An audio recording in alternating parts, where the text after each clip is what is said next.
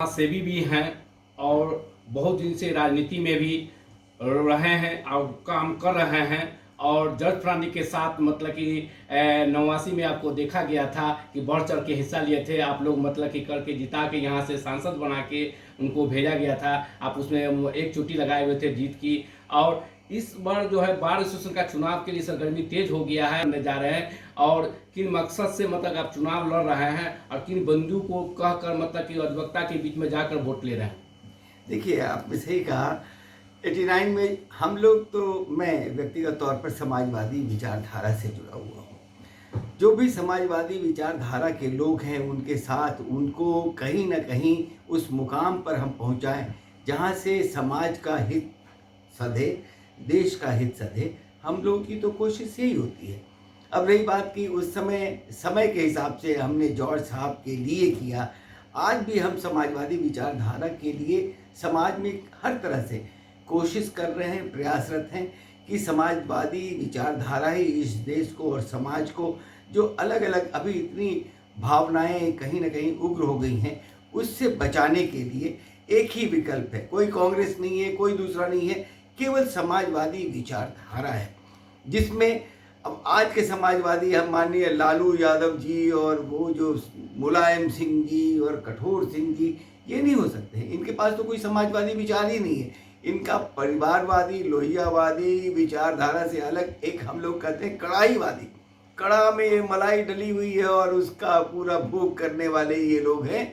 ये लोग समाजवाद से बहुत दूर हैं। अब रही बात कि मैंने विगत 35 वर्षों के राजनीतिक और सामाजिक जो भी हमारी सक्रियता रही है, उसके बाद अब हमारी उम्र तो वैसी है नहीं। अब हम कहाँ कौन सी राजनीति करेंगे। राजनीतिक उठापटक बहुत ही हमारे माहौल के और विचार के अनुकूल नहीं है। जैसा आप भी जानते हैं, आप भी हमारे साथ रहे हैं राजनीतिक उस रेलम पेल में, धक्का मुक्की में, बूट पॉलिश करने में, आपने सब देखा है। लेकिन अब तो जो एक छोटे दायरे में हमारी सक्रियता इसी बार के अंतर्गत है।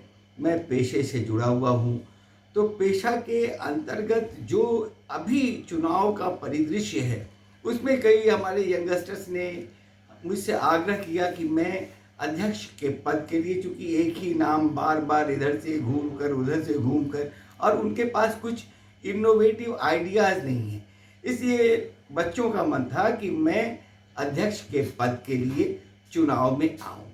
और मैंने इसको चुना, जिसकी नज़र आप जैसे लोगों की पड़ी है, और आपने मुझे इस इंटरव्यू के लिए चुना है।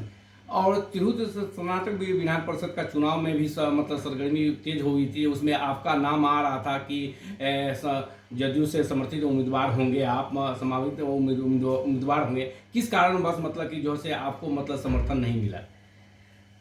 देखा जाए, ये तो पार्टी की अपनी सोच थी, निर्णय पार्टी का होना था। हम पार्टी के एक कार्यकर्ता होने के तौर पर, हम सिपाही के रूप में अगर हमको बनाया जाता कि नहीं आप ही हवलदार बनिए, तो मैं बनता। हवलदार नहीं हो पाया तो मैं सिपाही और सैनिक आज भी हूँ। चुनाव विधान परिषद का हो, विधानसभा का हो या लोकसभा का हो, किसी भी सामाजिक कार्यकर्ता के लिए प्रतिनिधित्व मायने रखता है। और प्रतिनिधित्व के तौर पर आप क्या देना चाहते हैं समाज को, जिस क्षेत्र में आपकी सक्रियता है, माने वह रखता है। दूसरी बात कि जिस विचारधारा से आप जुड़े हुए हैं उसके लिए कितने समर्पित हैं आप। नेतृत्व चाहे किसी का हो, आज सामाजिक न्याय का भी दौर चला, अभी दूसरा दौर चल रहा है, बहुत सारी बातें हैं।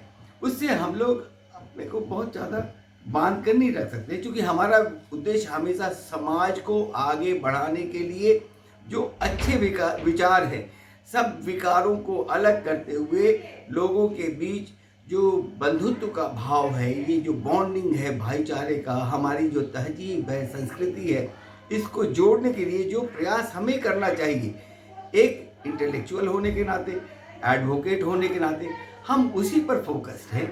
इसी नीयत से मैं इस चुनाव में, जो अभी डीबीए का चुनाव हो रहा है, अध्यक्ष पद के लिए मैंने अपनी उम्मीदवारी का दावा किया है।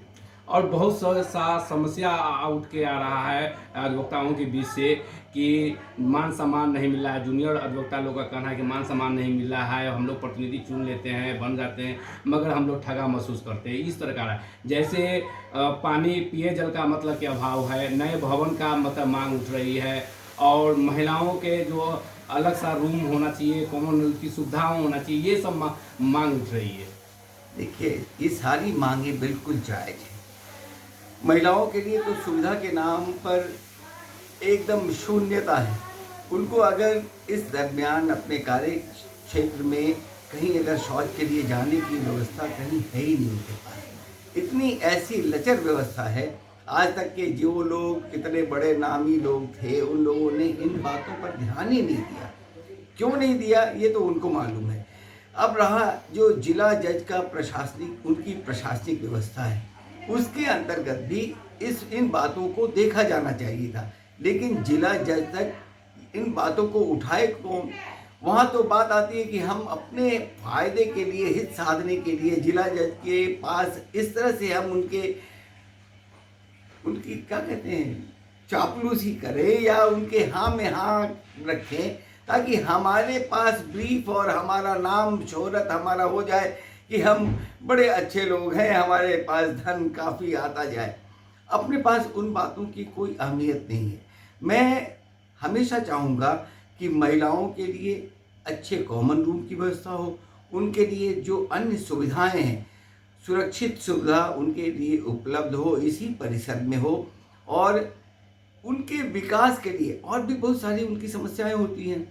इन पुरुषों के बीच में, इस माहौल में उनको काम करना पड़ता है, तो उनके लिए क्या क्या संभव हो सकता है, ये अगर मैं अध्यक्ष बनता हूं तो उनके साथ मिल बैठकर मैं चाहूँगा कि उनकी समस्याओं को लेकर डीबीए का एसोसिएशन अध्यक्ष होने के नाते क्या कर सकता है, और जो जज का प्रशासन है उनका भी, उनसे हम सहयोग कितना ले सकते हैं। ज़मीन की थोड़ी कमी है, इसलिए बैठने की व्यवस्था के लिए उपयुक्त और जो भी ज़रूरत के लिए जगह नहीं है जहां हम अधिवक्ताओं को बैठाने की उचित व्यवस्था कर सकें, यह समस्या है। लेकिन इसका निदान है, उसके लिए युवा लड़कों को उचित बैठने की जगह। लेकिन सबसे बड़ी बात आती है कि उनका मान सम्मान तभी है जब उनको उचित काम का माहौल मिलेगा, उनके लिए बैठने का, और जो भी आज के आधुनिक जो साधन हैं उसके उपयोग के लिए उनको ट्रेन किया जाएगा, वो सुविधाएं उपलब्ध कराई जाएंगी,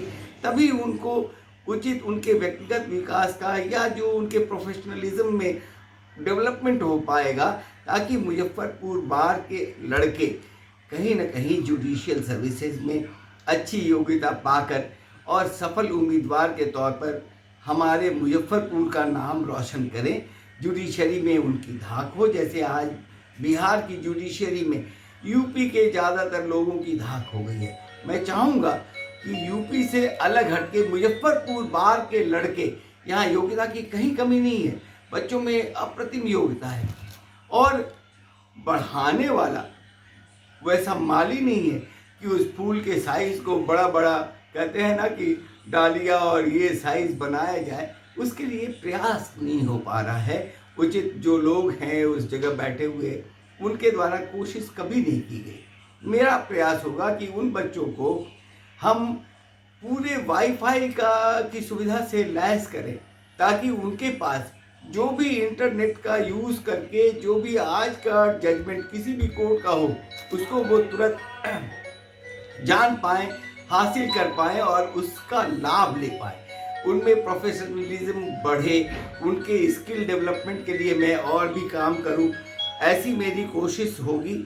और मैं चाहता हूं कि बच्चों में ऐसे सेमिनार करके उनको डेवलप कराया जाए, जैसे जुडिशियल एकेडमी अपने जुडिशियल ऑफिसर्स के लिए वो काम करती है, वैसी व्यवस्था कायम की जाए और हम बच्चों को अधिक से अधिक उस योग्य बना पाएँ।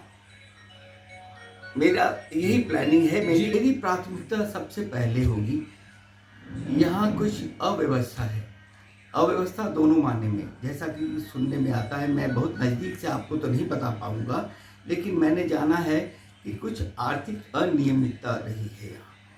मेरा फोकस उस पर है कि आर्थिक अनियमितता कहीं से भी यहाँ पनपे नहीं, और जो हो चुकी है उसमें धन का ऐसा समायोजन हो, अच्छा उपयोग हो, ताकि एडवोकेट्स के वेलफेयर के लिए उसका ज़्यादा से ज़्यादा उपयोग किया जा सके।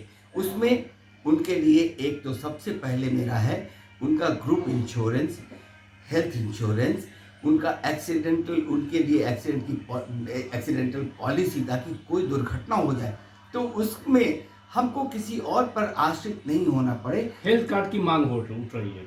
हेल्थ कार्ड भी इसका पार्ट है। मैंने यही कहा कि बहुत आसानी से हम अपने अधिवक्ता बंधुओं के लिए हेल्थ इंश्योरेंस का स्कीम चला सकते हैं, क्योंकि आज जो अपने डीपीए की आय है वो इस स्तर पर है कि उस आय से ही हम उनकी प्रीमियम की भरपाई कर पाएंगे। तो प्रीमियम अगर पॉलिसी अगर हम ले रखेंगे तो प्रीमियम अगर चुकता किया करेंगे तो उनका हेल्थ इंश्योरेंस ऐसे ही हो गया। दूसरी भी अन्य व्यवस्थाएं हैं प्रशासनिक स्तर पर, स्थानीय जो डिस्ट्रिक्ट ये हैं सिविल सर्जन हैं उनके साथ बैठकर, डिस्ट्रिक्ट जज के साथ बैठकर, यहाँ स्थानीय व्यवस्था में भी यहाँ पर एक अच्छी डिस्पेंसरी हो सकती है, जैसा CGHS का होता है वैसी सुविधा मैं चाहूँगा कि केंद्र सरकार की उस योजना CGHS से, ESI से जोड़कर हम अधिवक्ताओं के लिए हेल्थ के लिए अच्छी सुविधा, ताकि हेल्थ पर आजकल इतना खर्च, कोई बीमारी हो गई तो खर्च इतना होता है जो आज का अधिवक्ता मुजफ्फरपुर या इस ऐसे न्यायालय में 90% लोग अफोर्ड नहीं कर सकते। 2 साल से विगत मतलब कोरोना से लोग झेला है, उसमें अधिवक्ताओं को एसोसिएशन कितना मददगार हो सकती है, उसके पास धन का साधन कितना है, यह मैं नहीं जानता, और शायद मेरी जानकारी में यही है कि बार एसोसिएशन के पास उतने पैसे नहीं हैं। बार काउंसिल इंडिया अपनी तरफ से एक पहल उन्होंने की है।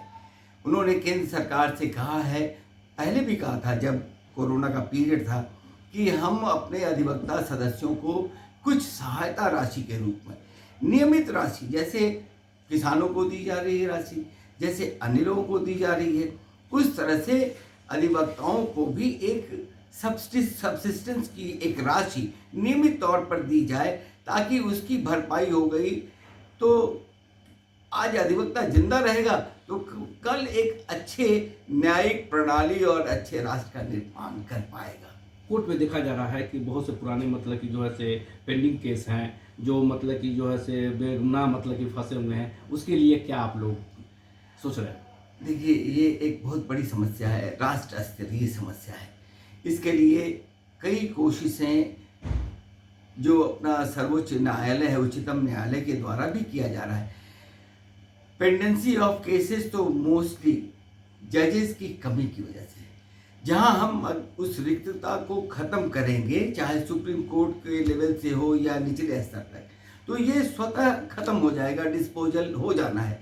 मुजफ्फरपुर की एक समस्या है उत्पाद न्यायालय से संबंधित, मद्य निषेध और उत्पाद न्यायालय के लिए जो अभी केसेज की पेंडेंसी है, लंबी तारीखें पड़ रही हैं, वहाँ पर स्टाफ उनको, अधिवक्ताओं को उचित सम्मान नहीं दे रहा है, उनकी अवहेलना कर रहा है। इस पर सख्ती से मैं अगर अध्यक्ष बनता हूं तो मैं निर्णय लूंगा, और इस बात को जिला जज साहब के पास हो या फिर केंद्र में अगर किसी बार काउंसिल के पास इसको रखना पड़े तो मैं इसको मजबूती से उठाऊंगा। और मेरा है यह विश्वास कि बिहार सरकार और केंद्र की व्यवस्था इस व्यवस्था को जल्दी ही दुरुस्त करेगी, और जो समस्याएं हम न्याय के लाभुकों के लिए, जो न्याय पाने वाले लोग हैं, उनके ऊपर जो अभी बोझ पड़ रहा है, कई तारीखें बढ़ रही हैं, पिछले 8 महीने से ही हो रहा है कि कोर्ट्स खाली हैं, यहाँ से वहाँ कोर्ट का ट्रांसफ़र हो रहा है, और इस बीच में बहुतों को तो मालूम ही नहीं कि हमारा किस कोर्ट में ट्रांसफ़र हो गया केस, और वहाँ रिकॉर्ड अगर पहुँच गया तो रिकॉर्ड नहीं पहुँचा है। ऐसी परिस्थितियों में उनके लिए तो बार बार आना जाना ये तो खर्च का एक माध्यम है। न्याय पाने वालों में ज़्यादातर लोग गरीब तबके के लोग हैं।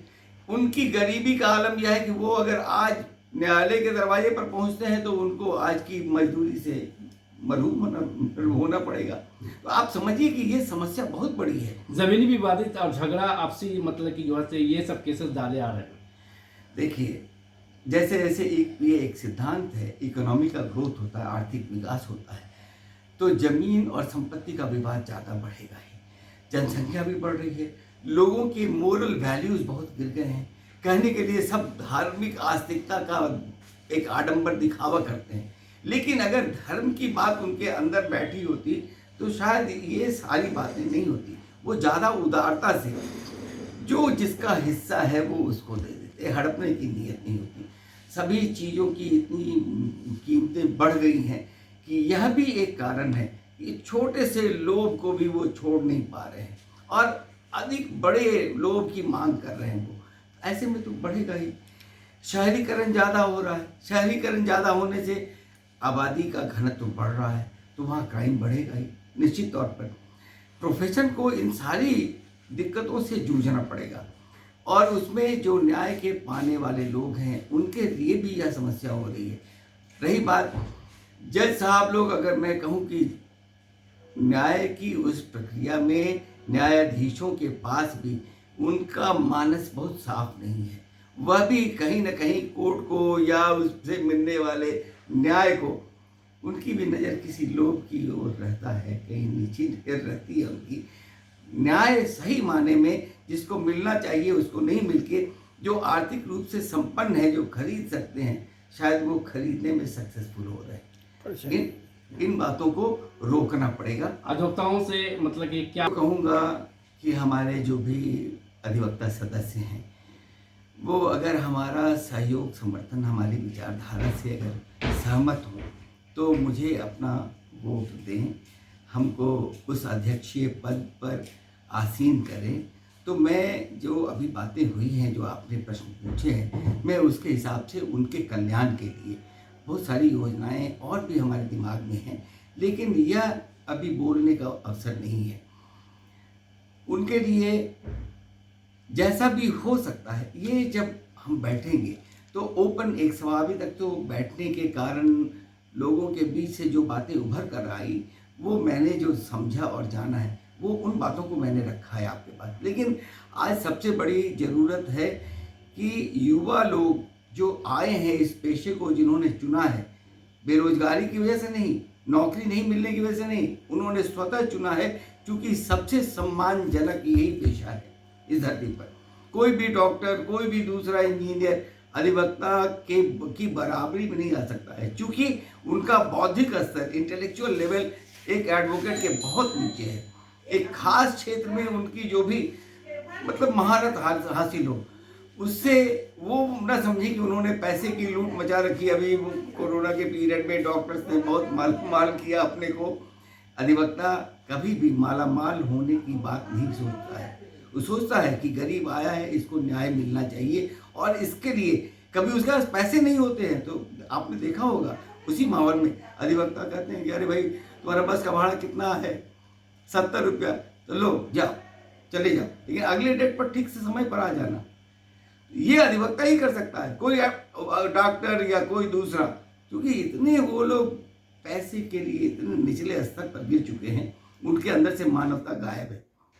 कभी आपने सुना है कि किसी डॉक्टर को विद्वान डॉक्टर लिखा गया है क्या? ये अधिवक्ता को ही ये श्रेय मिलता है।